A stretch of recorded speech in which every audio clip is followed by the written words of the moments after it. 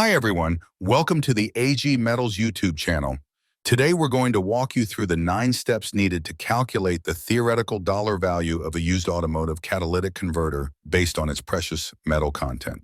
Let's dive right in. How to evaluate an auto catalytic converter.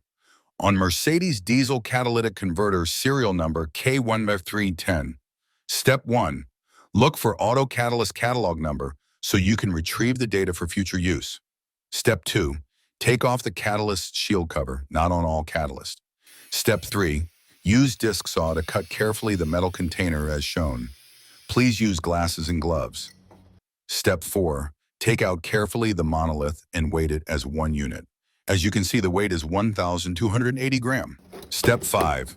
Break the monolith and shred it into powder. Step 6. Grain the powder into a fine powder with a particle size smaller than 150 microns. Step 7. Dray the powder to avoid humidity that might affect assay accuracy. Step 8.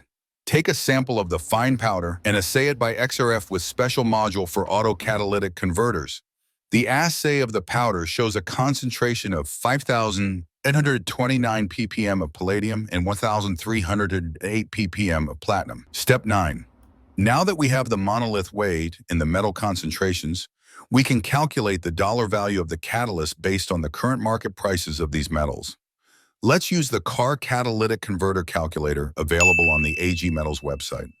Simply enter the numbers and you'll get the result instantly. This is the theoretical value of the auto catalytic converter. Thanks for watching. Don't forget to subscribe.